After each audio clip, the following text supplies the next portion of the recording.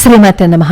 వినాయక చవితి సందర్భంగా స్యమంతకోపాఖ్యానం వింటే ఎటువంటి నీలాప నిందలు రావు అని చెప్తారు. అయితే స్యమంతకోపాఖ్యానంలో ఎన్నో అనుమానాలు మనకి వస్తూ ఉంటాయి. ఆ అనుమానాలన్నింటినీ పటాపంచలు చేస్తూ అద్భుతంగా స్యమంతకోపాఖ్యానం గురించి పరమాచార్య స్వామి వారు చెప్పారు. అది మనం ఈ వీడియోలో తెలుసుకుందాం. తెలుసుకునే ముందు కృష్ణ పరమాత్మ పాద పద్మాలకి నమస్కరిస్తూ వీడియోలోకి వెళ్ళిపోదాం. ఈ కథ భాగవతంలో ఉంది. ఆఖ్యానము అంటే కథ అని అర్థం. ఉపాఖ్యానము అంటే ప్రక్క కథని సూచిస్తుంది అని, అంటే చిన్న చిన్న కథలు ఉపాఖ్యానాలుగా వస్తాయి. పురాణాల్లో కానీ ఇతిహాసాల్లో కానీ ప్రధాన కథ వెళ్తూ ఉంటే చిన్న చిన్న కథలు వస్తూ ఉంటాయి. కానీ అన్ని కథలు ప్రధాన కథతో సంబంధం కలిగి ఉండవు. మనకి భారతంలో నలోపాఖ్యానం అలాంటిదే అన్నమాట. కొన్ని ఏమో ప్రధాన కథతో సంబంధం ఉంటే కొన్ని విడిగా ఉంటాయన్నమాట. దానిని విడిగా చూడాలి. అలా అని వాటిని విడిగా చూపించలేం కూడా. భాగవతంలో అలాంటి కథే స్యమంతకోపాఖ్యానం. ఈ స్యమంతకోపాఖ్యానం మనం చదువుతున్నప్పుడు వినాయక చవితి గుర్తుకొస్తుంది. అందులో కూడా నీలాప నిందలు పోగొట్టుకోవటం కోసం ఈ స్యమంతకోపాఖ్యానాన్నే చదవాలి అని చెప్తారు కదా. అయితే వినాయకుడికి స్యమంతకోపాఖ్యానానికి సంబంధం ఏంటి? అసలు వినాయకుడి గురించి మనకి భాగవతంలో కనిపించదు కదా అనే అనుమానం కూడా వస్తుంది. ఆ అనుమానాలన్నింటికీ పరమాచార్య స్వామి వారు అద్భుతమైన సమాధానం చెప్పారనమాట. ఈ స్యమంతకోపాఖ్యానం మణి చుట్టూ తిరుగుతూ ఉంటుంది ఈ కథ అంతా. కృష్ణుడి మీద వేసిన అభాండాలు దానిని ఆయన ఎలా దాటారు అనేది మనకి వివరిస్తుంది. ఈ కథ విష్ణు పురాణంలోనూ అలాగే స్కాంద పురాణంలోనూ కొంచెం కొంచెం తేడాలతో మనకి కనిపిస్తుంది. స్కాందంలో నందికేశ్వరుడికి సనత్ కుమారుడికి జరిగిన సంవాద రూపంలో కనిపిస్తుంది అనమాట. స్కాంద పురాణంలో అయితే ఈ కథకి వినాయకుడికి గల సంబంధాన్ని తెలుపుతుంది. నందికేశ్వరుడు సనత్ కుమారుడితో చెప్పిన కథనే ప్రధానంగా ఇక్కడ ప్రస్తావిస్తూ భాగవతం గురించి విష్ణు పురాణం గురించి పరమాచార్య స్వామి వారు చెప్పారు. పరమాచార్య స్వామి వారు ఏం చెప్తున్నారు అంటే, వివాహం అనంతరం కృష్ణుడు రుక్మిణితో ఉన్న కాలంలో, అంటే వివాహం చేసుకున్న ఆ కాలంలో సత్రాజిత్తు ప్రసేనుడు అనే ఇద్దరు ప్రముఖ సోదరులు ఉండేవాళ్ళు. సత్రాజిత్తేమో సూర్యుణ్ణి ఆరాధిస్తూ ఉండేవాడనమాట. సత్రాజిత్తు తనకిష్టమైన సూర్యుణ్ణి సముద్ర తీరంలో ఆరాధిస్తూ ఉంటే సూర్య భగవానుడు ఏ వరం కావాలని చెప్పి అడిగితే సూర్యుడి మెడలో ఉండే స్యమంతకమణి కావాలని చెప్పి సత్రాజిత్తు అడిగితే సత్రాజిత్తు మెడలో సూర్య భగవానుడే వేశాడనమాట. అలా వేస్తూ నా దివ్య రూపంలా మెరిసే ఈ మణి రోగాలని కూడా పోగొడుతుంది అని చెప్పటమే కాకుండా రోజు బంగారాన్ని ఇస్తుంది. కాకపోతే దీనిని ధరించిన వాళ్ళు శారీరకంగాను మానసికంగాను పరిశుద్ధుడై ఉండాలి, లేదు అంటే ఇంతే సంగతులని చెప్పి సూర్య భగవానుడు అదృశ్యమైపోతారు. ఆ మణిని మెడలో ధరించి సత్రాజిత్తేమో నగరంలోకి వస్తే సూర్య భగవానుడే శ్రీకృష్ణుని దర్శించటానికి వచ్చారేమో అని అక్కడ ఉన్న వాళ్ళందరూ ఆశ్చర్యపోతారు. కృష్ణ భగవానుడు కూడా ఆ మణిని చూసి సంతోషిస్తూ పొగుడుతారనమాట. అప్పుడు సత్రాజిత్ ఏమనుకుంటాడు అంటే, కృష్ణుడు పొగుడుతున్నాడు కదా, అంటే కృష్ణుడికి ఏమైనా ఈ మణి కావాలేమో అని అనుకుంటాడు. కృష్ణ పరమాత్మ పరమజ్ఞాని. ఆయనకి ఐహిక విషయాల మీద మక్కువ ఉంటుందా చెప్పండి? వెన్న దొంగిలించటము ఇవన్నీ లీలలు మాత్రమే. రాసలీల, గృహస్థ జీవనము, అలాగే 16,000 స్త్రీలతో కాపరం ఇవన్నీ ఆయన నాటకంలోని భాగాలు. కంసుణ్ణి సంహరించిన తర్వాత ఉగ్రసేన మహారాజుకి రాజ్యాన్ని కట్టబెట్టి సింహాసనం మీద కూర్చోపెడతాడు కృష్ణుడు. రాజ్యం కావాలి అని అనుకుంటే ఆయనే రాజు అవ్వచ్చు కదా. కానీ ఆయన అలా చెయ్యలేదు. పూర్ణావతారుడైన వినయంతో ఆయన ఉన్నారు తప్ప ఇలాంటి ఆలోచనలు ఎప్పుడూ చేయలేదు. కంసుణ్ణి చంపిన తర్వాత కృష్ణ పరమాత్మ ద్వారకలో ఉండిపోయారు. అప్పటి నుంచి ఆయన ద్వారకాధీశుడు. రాజ్యాన్ని ఏలాలి అనే ఉబలాటం ఆయనకి లేదు. ఆయన 2వ స్థానంలో ఉండి బలరాముడికి ఉన్నత స్థానాన్ని ఇచ్చాడు. అది కృష్ణ పరమాత్మ అంటే. ఈ స్యమంతకం అనే కృష్ణ పరమాత్మ కావాలి అని అనుకోవటం సత్రాజిత్తు ఎంత పొరపాటు పడ్డాడు. ఎందుకు అంటే ఈ స్యమంతకం అని కృష్ణ పరమాత్మ కౌస్తుభమే కృష్ణ పరమాత్మ వక్షస్థలం మీద ఉంది కదా, అలా కౌస్తుభమే కృష్ణ పరమాత్మ వక్షస్థలం మీద ఉండగా స్యమంతకమణి కృష్ణ పరమాత్మకి కావాలా? శంఖము, చక్రము, గరుడు అవన్నీ కృష్ణ పరమాత్మ దగ్గరే ఉన్నాయి కదా. కాకపోతే ఏంటి అంటే ఈ స్యమంతకమణి ఉగ్రసేను మహారాజు ధరిస్తే బాగుంటుందని అనుకుంటారు. ఎందుకంటే రాజు ధరించటం వల్ల రాజ్యం సుభిక్షంగా ఉంటుందని, అంతే తప్ప అది ధరించి ఆయన మురిసిపోవాలని ఉద్దేశం కాదు. కాకపోతే సత్రాజిత్ ఏమో ఈ భాగ్యం అంతా తన కుటుంబానికే చెందాలని అనుకునే సామాన్య పౌరుడు కాబట్టి ఆ మణి తన దగ్గరే ఉండాలని అనుకుంటాడు. అనుకోవటమే కాకుండా కృష్ణ పరమాత్మని అనుమానిస్తాడు కూడా. ఎందుకంటే ఉగ్రసేనుడు రాజు కాబట్టి ఆ ఉగ్రసేనుడికి ఇచ్చేస్తే తద్వారా ఆ మణిని తాను తీసుకోవాలని అనుకుంటున్నాడు అని సత్రాజిత్తు భావిస్తాడు. సత్రాజిత్ ఏం చేస్తాడు? ఈ మణినేమో తన దగ్గర ఉంచుకోలేడు, అలా అని రాజుకు ఇవ్వలేడు. అందుకేం చేస్తాడు అంటే తన అన్నయ్య అయిన ప్రసేనజిత్తుకి ఇస్తాడనమాట. ప్రసేనజిత్ ఏం చేస్తాడు? ఆ మణిని ధరించి ఒకసారి వేటకి వెళ్తాడు. మనకి స్కాంద పురాణంలో కృష్ణుడితో పాటు ప్రసేనుడు వెళ్ళాడు. సరే, ఈ మణిని ధరించి వేటకి వెళ్ళాడు కదా, మరి మణిని ధరించినప్పుడు ఎటువంటి నియమాలు పాటించాలని సూర్యభగవానుడు చెప్పాడు? శారీరకంగాను మానసికంగాను పవిత్రంగా ఉండాలని చెప్పాడు కదా. మరి అడవికి వెళ్ళి వేటాడడం వల్ల అతనికి శారీరకమైన శుచి పోయింది. కాళ్ళు చేతులు కడుక్కోవడానికి అక్కడ నీళ్లే దొరకలేదు. ఆ సమయంలో సింహం ఏం చేసింది? ఈ ప్రసేనుణ్ణి సంహరించింది. ఆ ప్రసేనుణ్ణి సంహరించి ఆ మణి అంత వెలుగుతోందేంటని ఆకర్షణ కలిగి ఆ సింహం ఆ మణిని పట్టుకుని వెళ్తూ ఉంటే అక్కడ గుహలో జాంబవంతుడు ఉంటాడు. ఆ జాంబవంతుడు చూసి అదేంటి ఈ మణి ఇంత అందంగా ఉంది, తన కొడుకు ఆడుకోవడానికి బాగుంటుందని చెప్పి సింహాన్ని సంహరించి ఆ మణిని తన కొడుకు పడుకున్న ఉయ్యాలకి కడతాడు జాంబవంతుడు. ఇప్పుడు మనకు అనుమానం వస్తుంది, జాంబవంతుడు గుహలో ఉన్నాడు అంటున్నారేంటి అని. ఈ జాంబవంతుడు వానరులతో కలిసి రాముడికి సహాయంగా ఉన్నవాడే. ఆనాటి నుంచి ద్వాపర యుగం దాకా జాంబవంతుడు ఉన్నాడనమాట.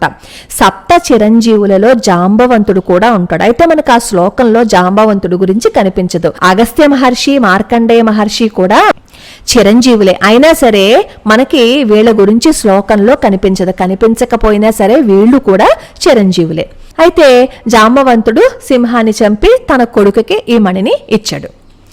వినాయకుడికి స్యమంతకమణికి గల సంబంధం మనకి స్కాంద పురాణంలో కథ చెప్తుందనమాట. దీని ప్రకారం ఏముంటుంది? ప్రసేనుడు కృష్ణుడితో కలిసి వేటకి వెళ్ళినట్లు కనిపిస్తుంది కదా.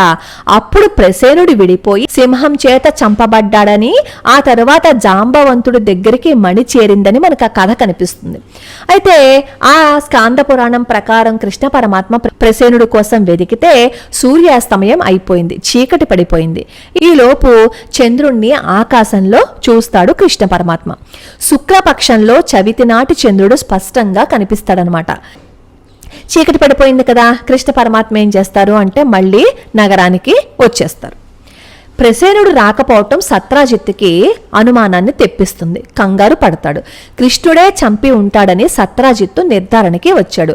భాగవతం ప్రకారం కృష్ణుడు ప్రసేనుడితో కలిసి వెళ్ళకపోయినా ఇతడు తన సోదరుణ్ణి చంపించి ఉంటాడని సత్రాజిత్తు సందేహించినట్లుగా మనకి కనిపిస్తుంది. ఈ కృష్ణునికి మణిపై ఏనాడో కన్ను పడింది. మణిని ధరించి ప్రసేనుడు అడవికి వెళ్ళడం ఇతనికి మంచి అవకాశాన్ని కల్పించింది. అతడు తిరిగి రాకపోతే ఏ క్రూర జంతువో చంపి ఉంటుందని ప్రజలు సందేహిస్తారు. కాబట్టి శ్రీకృష్ణుడు తన మనుషులని పంపి ప్రసేనుణ్ణి చంపించి ఉంటాడు అని సత్రాజిత్తు నిర్ణయం చేశాడనమాట. అయితే పరమాత్ముడు మానవుడి రూపం ధరించినప్పుడు మానవుల పట్ల వేసే నీలాపనిందలు ఆయన పట్ల కూడా మోపుతారు. ఎందుకంటే ఆయన మానవాకారం ధరించారు కాబట్టి. వాటిని అనుభవిస్తూ మానవుడికి గుణపాఠం నేర్పించటమే అవతార ప్రయోజనం అన్నమాట. ఇక్కడ సత్రాజిత్తు 2 నేరాలను మోపాడు. ఒకటి ఏంటంటే కృష్ణుడే ప్రసేనుణ్ణి చంపాడని, ఇంకొకటి ఏంటంటే మణిని దొంగలించి ఎక్కడో పెట్టారు అని. ఇలా నిందా ప్రచారం సాగింది. మానవ ప్రవృత్తి చిత్ర విచిత్రంగా కదా ఉంటుంది. ఒకసారి పొగిడిన వాళ్లే కొంతకాలానికి వాళ్ళని చిరాగ్గా మాట్లాడతారు. ఇది అన్ని కాలాలలోనూ ఉంది.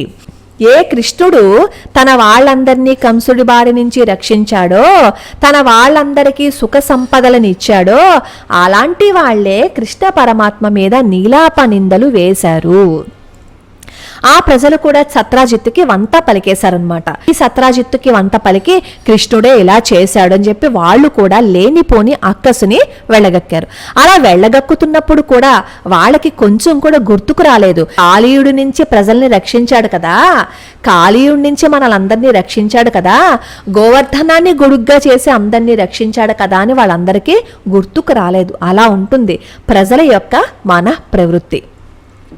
ఇలా ఉన్నారేంటి అని అనుకుంటాడు భగవంతుడు. ఇలా ఉన్నారేంటి అని అనుకున్నాడు అనడం కరెక్టా?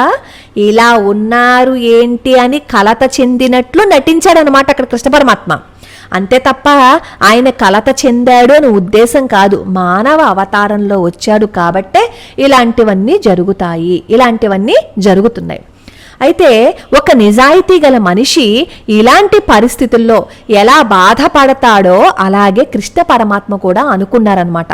తన పరబ్రహ్మ తత్వాన్ని ప్రకటించకుండా ప్రసేనుడు కనబడకపోవటం ఏంటో తెలుసుకోవాలని, నిందలని తొలగించుకోవాలని ప్రయత్నించారు. ప్రసేనుడు ఎందుకు కనపడలేదు అనేది కృష్ణ పరమాత్మకి తెలియదా? తెలుసు. కానీ అలా ఎందుకు చేశారు అంటే మనకి ఎన్నో విషయాలని తెలియచేయాలి అని అనుకున్నారు కాబట్టి. సత్రాజిత్తు యొక్క అనుచరులతో పాటు కృష్ణుడు మళ్ళీ అడవికి వెళ్ళారు.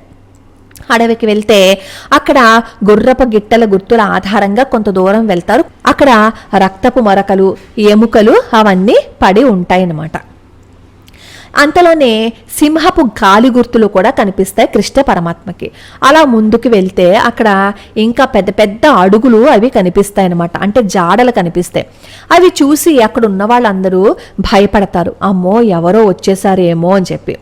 సరే, ఆ అడుగుల ప్రకారము వెళ్తే ఒక గుహ వస్తుందన్నమాట.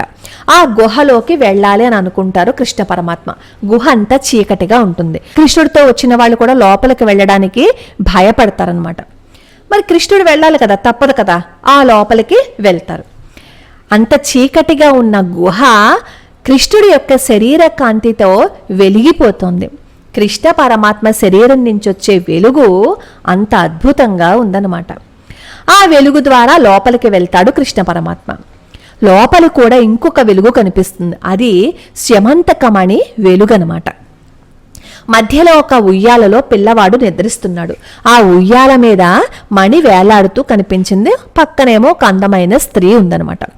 ఎప్పుడైతే కృష్ణ పరమాత్మ లోపలికి వెళ్ళారో అప్పుడు ఆ అమ్మాయి కృష్ణ పరమాత్మని చూసి ఆశ్చర్యంగాను ఆనందంగాను మై మరిచిపోయి అలా ఉండిపోయిందనమాట. ఎందుకంటే ఆ జాంబవంతుడి గుహలోకి ఇంకొకళ్ళు ప్రవేశించడం జరగదు. అలాంటిది అసలు ఎటువంటి భయము లేకుండా ఈయన ఎలా ప్రవేశించాడు, తన గొప్పవాడు అని చెప్పి ఆ అమ్మాయి కృష్ణ పరమాత్మ వంక చూస్తూ ఉంది. చూసి నువ్వు ఎవరు, జాంబవంతుడు నిద్రపోతున్నాడు అని చెబితే కృష్ణ పరమాత్మ తానెవరో ఏం జరిగిందనేది చెప్తారనమాట. అప్పుడు ఆ అమ్మాయి ఏం చేస్తుందంటే, నువ్వు ఈ మణిని తీసుకెళ్తాను అంటే తీసుకెళ్ళిపో, మా నాన్న లేచాడు అంటే కోప్పడతాడు, నువ్వు చడి చప్పడి కాకుండా తీసుకెళ్ళిపో అని చెప్పి చెప్తుందనమాట. ఒక నవ్వు నవ్వుతాడు కృష్ణ పరమాత్మ. నాకెలాగూ చోరుడు అనే బిరుదుంది, సత్రాజిత్తు మోపిన నిందను పోగొట్టుకోవాలని నేను అనుకుంటున్నాను, అతను నిందించాడు, ఇప్పుడు నీ తండ్రి కూడా నన్ను నిందించేటట్లు ప్రవర్తించమంటావా? అతడు ఇస్తే సరే, లేదు అంటే యుద్ధం చేసి తీసుకుంటానని చెప్పి అంటారు అని శంఖాన్ని పూరిస్తారు. అప్పుడు జాంబవంతుడు లేచి వస్తాడు. లేచి వచ్చి కృష్ణ పరమాత్మతో యుద్ధం చేస్తాడు. అసలు కృష్ణ పరమాత్మ జాంబవంతుడితో యుద్ధం చెయ్యాలా చెప్పండి, సంహరించేయచ్చు కదా. కానీ ఎందుకు చేశాడు అంటే, ఈ జాంబవంతుడికి రామావతారం సమయంలో రాముణ్ణి కౌగిలించుకోవాలని ఉందనమాట. కానీ ఆ కోరిక అప్పుడు నెరవేరలేదు. పైగా ఆ కోరిక తాను చెప్పలేదు. రాముడి శరీరం ఎలా ఉంటుంది, పట్టుకుచ్చులా ఉంటుందా, ఎలా ఉంటుందనే ఊహలతోటే తాను అనుకున్నాడు. తన కోరికని బయటికి చెప్పలేదు. రాముణ్ణి కౌగలించుకోవాలి అనే తపన తన మనసులో ఉండిపోయింది కదా. రాముడికి తెలియదా జాంబవంతుడు కోరిక? అందుకే జాంబవంతుణ్ణి చిరంజీవిని చేశాడు రామయ్య. మల్ల యుద్ధం చేస్తున్నప్పుడు ఈ జాంబవంతుడి శరీరం కృష్ణుడి స్పర్శకి ఎంతో పులకించిపోతోంది. ఏదో ఆనందాన్ని అనుభవిస్తున్నాడు జాంబవంతుడు. ఆయన లీలల్లో ఎన్నో అంతరార్థాలు దాగి ఉంటాయన్నమాట. రోజులు గడుస్తున్నాయి. ఎవరు గెలుస్తారో తెలియటం లేదు. ద్వారం దగ్గర ఉన్న వాళ్ళందరూ వెళ్ళిపోయారనమాట. వెళ్ళిపోతే జాంబవంతుడు అలసిపోయాడు. ఇంత అలసిపోతున్న జాంబవంతుడు కూడా ఈ నీలమేఘశ్యాముడి స్పర్శ వల్ల పులకించిపోతున్నాడు, ఆనందాన్ని పొందుతున్నాడు. అతడు రామా రామా అంటూనే కృష్ణుడితో యుద్ధం చేస్తున్నా ఎందుకు నేను ఇలా తన్నులు తింటున్నాను, రామనామశక్తి ఉంది కదా అని ఆలోచిస్తున్నాడే తప్ప వచ్చింది రాముడి రూపంలో ఉన్న కృష్ణుడే అని అతనికి తెలియటం లేదు. ఈ కృష్ణుడి యొక్క స్పర్శ సుఖాన్ని కలిగిస్తోందని ఆలోచిస్తున్నాడు. అలాగే యుద్ధం చేస్తున్నాడు. కృష్ణ పరమాత్మ ఇంక ఈ ఆటని చాలించాలి అని అనుకుని జాంబవంతుడికి జ్ఞానోదయాన్ని కలిగించారన్నమాట. అప్పుడు జాంబవంతుడికి రాముడే కృష్ణుడు అని తెలుసుకుని పాదాభివందనం చేస్తాడు. కృష్ణుడు కరుణిస్తాడు. అప్పుడు జాంబవంతుడు ఏం చేస్తాడు అంటే ఈ మణితో పాటు ఈ కన్యామణిని కూడా స్వీకరించేవయ్యా అని చెప్పి జాంబవంతుని కృష్ణుడి చేతిలో పెడతాడనమాట. అలా ఆ మణిని తీసుకుని సత్రాజిత్తు దగ్గరికి వచ్చి సత్రాజిత్తుకి ఇస్తాడు కృష్ణ పరమాత్మ. అసలు వాస్తవానికి ఆ మణిని పొందే హక్కు శ్రీకృష్ణ పరమాత్మకి ఉంది కదా, కానీ కృష్ణ పరమాత్మ తీసుకువెళ్ళి సత్రాజిత్తుకి ఇచ్చేశారు. ఆ మణిని స్వీకరించి తాను అపరాధం చేశాను అనే చింత మనసులో ఉంది. అప్పుడు సత్రాజిత్ ఏం చేస్తాడు అంటే తన ఒక్కగానొక్క కూతురు సత్యభామని కృష్ణ పరమాత్మ చేతిలో పెడతారు. సత్యభామేమో భూదేవి అవతారం, రుక్మిణీదేవి ఏమో లక్ష్మి యొక్క అవతారం అన్నమాట. జాంబవంతుడి మాదిరిగానే సత్యభామని మణిని కృష్ణుడికి అర్పించాడు సత్రాజిత్తు. కానీ సత్యభామని మాత్రమే స్వీకరించాడు, కానీ కృష్ణ పరమాత్మ మణిని స్వీకరించలేదు. అది నీ ఆధీనంలోనే ఉంచుకో అని చెప్తారు కృష్ణ పరమాత్మ. మరి మనకి ఇంతవరకు గణపతి ప్రస్తావన రాలేదు కదా, మరి గణపతి ప్రస్తావన ఎక్కడొస్తుంది? వివాహానంతరం కుంతితో పాండవులందరూ లాక్షాగృహంలో బూడిద పాలయ్యారనే వార్తని వింటాడు కృష్ణ పరమాత్మ. వారు బ్రతికి ఉన్నారని కృష్ణ పరమాత్మకి తెలియదా చెప్పండి? బ్రతికి ఉన్నారని తెలిసి కూడా లోక మర్యాదను పాటించి ధృతరాష్ట్రుణ్ణి పరామర్శ చేయటం కోసం హస్తినాపురానికి వెళ్లారు. అవతార పురుషుడే అలాంటి మర్యాదలని పాటించాడు కృష్ణ పరమాత్మ. ఇతని నిర్గమనం సత్యభామకి కష్టాలని తెచ్చిపెట్టింది. యాదవులలో శతధన్వుడు అనే దుర్మార్గుడు ఉన్నాడు. వీడితో పాటుగా కృతవర్మ, అక్రూరుడు అనే ముఖ్యులు కూడా ఉన్నారు.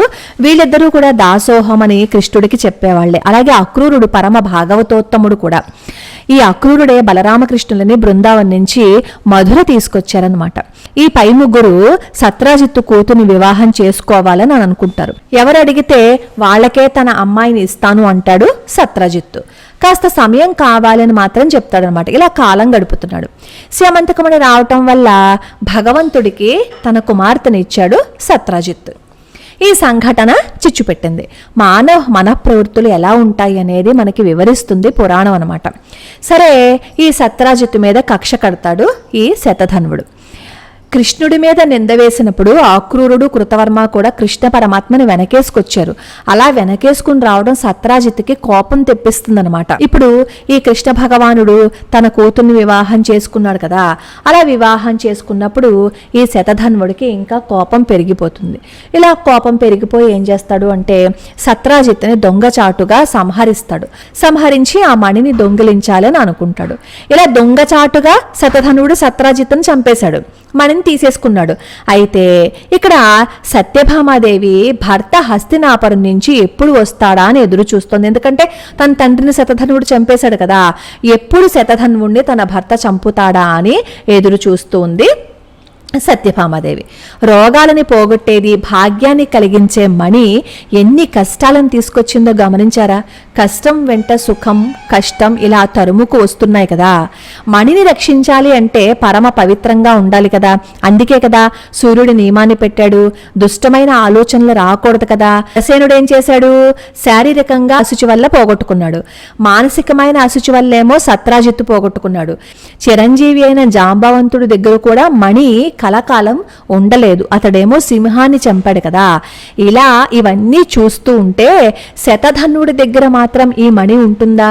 ఎందుకు ఉండదు అంటే సత్రాజిత్తుని క్రూరంగా చంపి ఈ మణిని తీసుకున్నాడు కదా.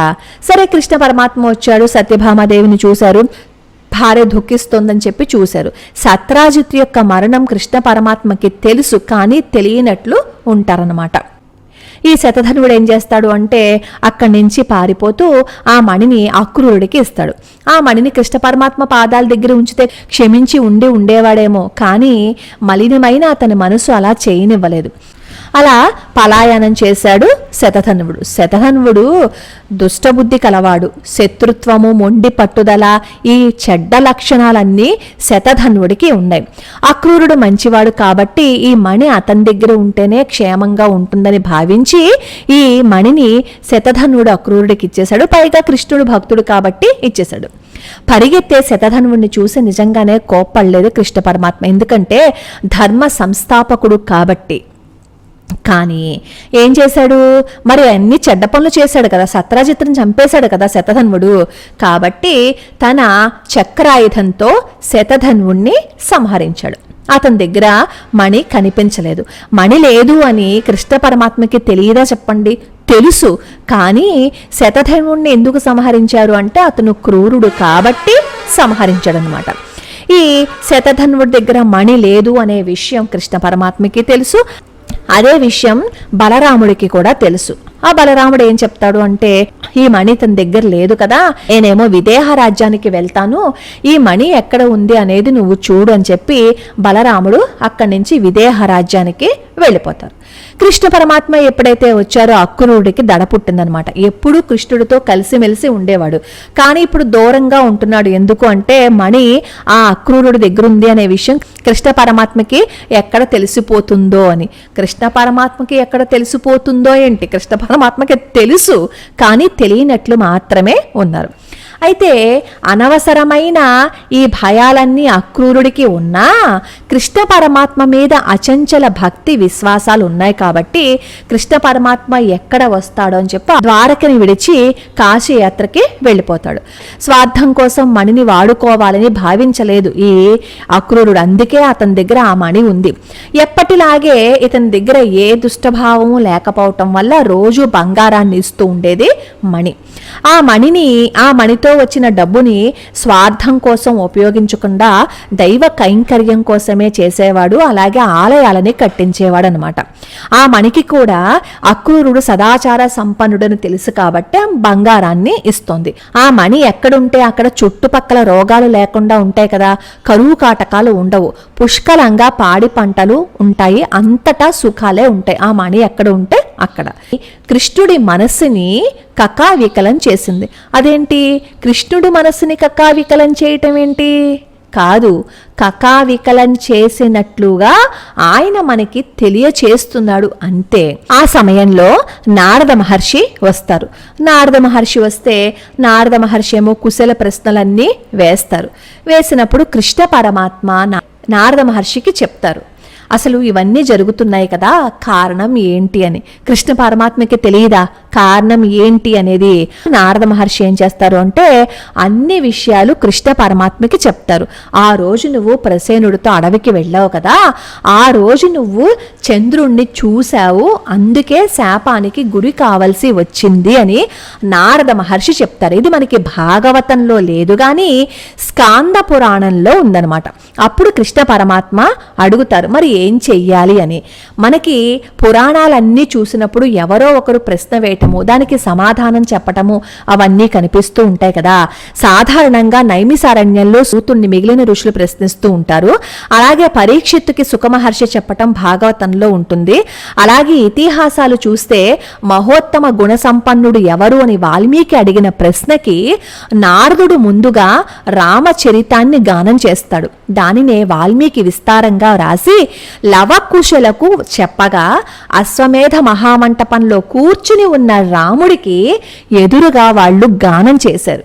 ఇక నైమిషంలో సూతుడి చేత మహాభారతం చెప్పబడింది.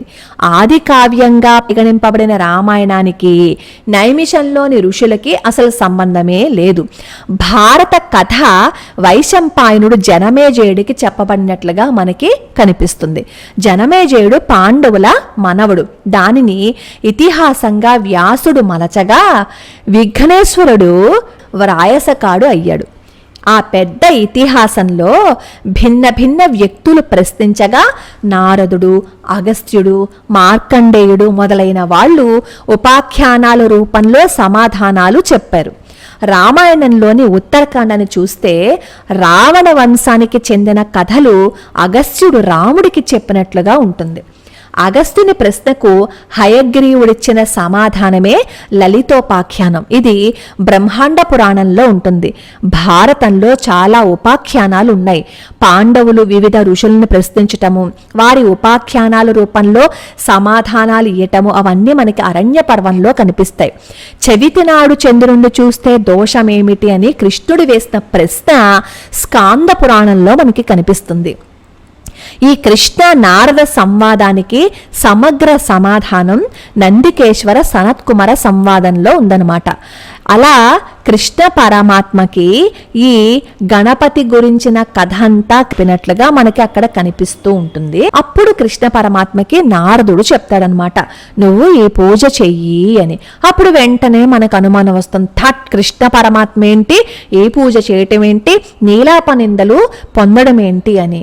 మనం ఏ కథని కథలాగా చూడకూడదు. మన శరీరాలకి దైవ శరీరాలకి సంబంధాన్ని మనం ఎప్పుడు ఆపాదించుకోకూడదు. మానవ సంబంధాలతో భగవత్ సంబంధాన్ని మనం ఎప్పుడూ చూడకూడదు. రాముడు సూర్యవంశంలో పుట్టి రవికుల తిలకుడని, ఇనుకుల తిలకుడని పేరు గడించాడు. అంటే సూర్యుడికి ప్రాధాన్యం ఇచ్చాడు. అప్పుడు రాముడి దగ్గరికి వెళ్ళి చంద్రుడు బాధపడ్డట, నన్నెలా విస్మరించావయ్యా అని. అప్పుడు రామచంద్రమూర్తి చెప్పారు, బాధపడకు, నా పేరు చివర నీ పేరు నుంచుకుని ఇక రామచంద్రుడు అని పిలవబడతానులే అన్నాడట. అంతేకాదు మరొక అవతారంలో చంద్రవంశంలోనే పుడతాను అని అన్నాడట. అందువల్ల కృష్ణుడు చంద్రవంశంలో అవతరించాడు, చంద్రుడికి అర్ఘ్యం ఇచ్చేటట్లు చేశాడు. కాబట్టి కృష్ణాష్టమి రోజున చంద్రుడికి అర్ఘ్యం ఇవ్వాలి. గణపతి కథని నారదుడు కృష్ణుడికి మొత్తం చెప్పి, నీకు ఈ నిందలన్నీ కలగడానికి కారణం ఏంటంటే ఆ రోజు వినాయకుడు చంద్రుడికి శాపం ఇచ్చారు కదా, అది నీకు తగిలి ఉంటుంది, నువ్వు చవితి నాడు పూజ చెయ్యాలి అని చెప్పి అంటారన్నమాట. చవితి నాడు కృష్ణుడు ఎందుకు పూజ చెయ్యాలి వినాయకుడికి అంటాం. మరి కృష్ణాష్టమి పూజలో చంద్రుడికి అర్ఘ్యం ఇవ్వటం లేదా, ఎందుకు చెయ్యాలి అనేది రామావతారంలోనే కదా చెప్పారు. కృష్ణుడు ఈ నారద మహర్షి చెప్పినట్లుగానే వ్రతాన్ని ఆచరించాడు అని మనకి స్కాంద పురాణంలో కనిపిస్తుంది. ఇవన్నీ చూసినప్పుడు మనకి కృష్ణుడు లోకోద్ధారకుడు కదా, కృష్ణుడికి ఇవన్నీ వస్తాయా అని. మానవ అవతారం ఎత్తినప్పుడు కష్టాలు నష్టాలు తప్పవు. అలా లీలగా అనుభవించి కృష్ణుడు లోకానికి ఉపకరించాడు. అక్రూరుడి దగ్గర మణి ఉంది. మరి అక్రూరుడి దగ్గర మణి ఉంది అనే విషయం కృష్ణ పరమాత్మకి తెలియదా చెప్పండి. ఒకసారి ఏమవుతుంది, ద్వారకలో అనుకోకుండా కరువు అలముకుంటుందన్నమాట. అదేంటి, కృష్ణ పరమాత్మ ద్వారకలో ఉండగా కరువేంటి, భగవంతుడు అక్కడ ఉండగా కరువు రాకూడదు కదా. మరి ఎందుకు వచ్చింది కరువు, భోగభాగ్యాలతో ఉండాలి కదా. ద్వారక కృష్ణ పరమాత్మ అక్కడ ఉన్నాడు కదా. ఏ సమయంలో కాశీ పట్టణం భోగభాగ్యాలతో కళకళ్లాడుతూ ఉందనే వార్త వినపడుతుంది. అక్రూరుడు అక్కడ ఉన్నాడని, ఆలయ సేవలు చేసుకుంటున్నాడనే వార్తలు కూడా వినపడతాయి. కాబట్టి మణి అక్రూరుడి దగ్గర ఉందేమో అని అందరూ అనుకుంటారు. కృష్ణ పరమాత్మ సర్వజ్ఞుడు, ఆయనకి వార్తాహరులు కావాలా, కానీ మామూలు మనిషిలా ఆయన ప్రవర్తిస్తూ ఉంటాడు. అలా ప్రజల మాటలకి అనుగుణంగా ఒక వార్తాహరుణ్ణి పంపించాడు. ఏమని పంపించాడు, ద్వారక నువ్వు లేకపోతే వెలవెలబోతోంది, కరువు తాండవించింది, నువ్వు వెంటనే వచ్చి నీ యదువంశపు పెద్దరికాన్ని నిలబెట్టుకో, నీ దగ్గర మణి ఉందా, సరే సరే, సత్రాజిత్తు ఇప్పుడు లేడు, అతనికి ఔరసునిగా మగ సంతానమూ లేదు, సత్యభామ తండ్రిని పోగొట్టుకుని విలపిస్తోంది, మణిని గురించి పట్టించుకోవటం లేదు, ఎవరి చేతిలోనో ఆ మణి ఉండడం కంటే నీ వంటి సచ్చరిత్రుని దగ్గర ఉండడమే మేలు. కృష్ణుడు ఈ మణిని తీసుకోవటానికి పూర్తిగా అర్హుడైనా సరే తన గురించి చెప్పకుండా కృష్ణ పరమాత్మ అక్రూరుణ్ణే పొగిడాడు. నువ్విక్కడికి రా, వస్తే నీ దగ్గర ఉన్న మణి సత్యభామకి, జాంబవంతికి అందరికీ చూపించచ్చు. వీళ్ళందరికీ ఎన్నో సందేహాలున్నాయి, బలరాముడికి కూడా చెప్పచ్చు. బాహాటంగా నీ దగ్గరే ఉందని తెలియపరచాలి. అంతేకాదు మన ప్రాంతం కరువు కాటకాల నుంచి దూరంగా ఉండాలి అన్నా ఆ మణి నీ దగ్గరే ఉండవలసింది, నువ్వు రా అని చెప్పి కృష్ణ పరమాత్మ కబురు పెట్టాడు. అక్రూరుడు పరమ భాగవతుడే. కృష్ణ పరమాత్మ అలా చెప్పినప్పుడు కృష్ణ పరమాత్మ మీద ఇంకా భక్తి పెరిగిపోయి వచ్చి కృష్ణ పరమాత్మ కాళ్ళ మీద పడ్డాడు. మణిని మళ్ళీ కృష్ణ పరమాత్మకి ఇస్తే, లేదు దీనిని బహుమతిగా స్వీకరించవయ్యా, నేను ప్రేమతో ఇస్తున్నాను అని చెప్పి కృష్ణ పరమాత్మ అక్రూరుడి దగ్గరే ఆ మణిని ఉంచేటట్లుగా చేశాడు. నా మీద నింద పోగొట్టుకోవడం కోసం ద్వారక ప్రజలు సుఖ సంతోషాలతో ఉండాలనే నిన్ను ఇక్కడికి రమ్మన్నాను, నీ దగ్గరే ఉంచుకో అని చెప్పి తిరిగి ఇచ్చేశాడు. కృష్ణ పరమాత్మ ద్వారకని నిర్మించాడు. ఉగ్రసేనుణ్ణి సింహాసనం మీద కూర్చోపెట్టాడు. కృష్ణ పరమాత్మ యదువంశ నేత. అధికారంతో ఉన్నవాళ్లు ఇతరుల పట్ల ఎలా ఉండాలో తెలియపరచటం లేదా? తాము నిజాయితీతో ఉండడమే కాదు, నిజాయితీతో ఉన్నట్లు కూడా కనిపించాలి. లోకులను, సంఘాన్ని అవినీతి నుంచి కాపాడాలి. వారి పవిత్రమైన నడవడిని చూపించాలి. అందుకే తన మీద మోపబడిన నిందను తుడిచేసుకోవడం కోసం కృష్ణుడు నానా తంటాలు పడవలసి వచ్చింది. అది నిజంగా అతను బాధపడా కాదు, లోకానికి ఆదర్శప్రాయంగా ఉండాలని. నాటకంలో వేషం వేసిన వాళ్ళకి బాధ లేకపోయినా బాధ పడుతున్నట్లు నటిస్తారు కదా. మరి మణి లేకపోవటం వల్ల కరువు రావడం ఏమిటి, మరలా భాగ్యం రావడం ఏంటి? అంతా నాటకంలో భాగమే. అసలు ద్వారకలో కృష్ణుడు ఉండగా మణితో నిమిత్తం లేకుండా భాగ్యం ఉండదా చెప్పండి? కరువు నాటకంలో ఒక భాగం, తరువాత భాగ్యం రావటము కూడా నాటకంలో ఒక భాగమే. మణిని ఆధారంగా తీసుకుని నాటకాన్ని ఆడించాడు ఆ జగన్నాటక సూత్రధారి. భాగవతంలో కూడా కృష్ణుడు నిందపడ్డాడు. ఈ నిందను ఎలా తొలగించుకోవాలి అనే మాట కూడా భాగవతంలో కనిపిస్తుంది. కాబట్టి ఈ కృష్ణుడికి సంబంధించి వినాయక చవితి కథ అభూత కల్పన కాదు. ఈ పురాణాల్లోనూ శాస్త్రాల్లోనూ ఎన్నో జ్యోతిష్య మంత్ర తంత్ర రహస్యాలన్నీ అందులో ఉంటాయి. మనం నరసింహస్వామి వారి శ్లోకం ఉగ్రం వీరం మహావిష్ణుం జ్వలంతం సర్వతోముఖం అని ఒక శ్లోకం ఉంటుంది, మహామృత్యుంజయ మంత్రం. అది చదివితే ఎటువంటి రోగం నుంచైనా బయటపడిపోతాము అని చెప్తారు. అదేంటి, అది చదివితే రోగం నుంచి బయటపడిపోవడం ఏంటి అని చెప్పి కొట్టి పారేస్తామా? కొట్టి పారేం. దానిలో అంతర్లీనంగా ఆ శ్లోకానికి సంబంధించి ఆయుర్వేద రహస్యాలున్నాయి. దాని గురించి కూడా మేము వీడియో చేసాం. ఇలా అంతర్లీనంగా ఎన్నో రహస్యాలని దాగి ఉంటాయి. ఇది పరమాచార్య స్వామి వారు చెప్పింది. ఇంకా ఎన్నో విషయాలు చెప్పారు. ఇప్పటికే వీడియో 30 నిమిషాలు రావటం వల్ల ఎంతటితో ఆపేస్తున్నాను. గణేష నవరాత్రులు వెళ్లేలోపు ఇంకా చాలా విషయాలు పరమాచార్య స్వామి వారు ఏం చెప్పారు అనేది తెలుసుకుందాం. లోకా సమస్తా సుఖినో భవంతు, సర్వే జనా సుఖినో భవంతు.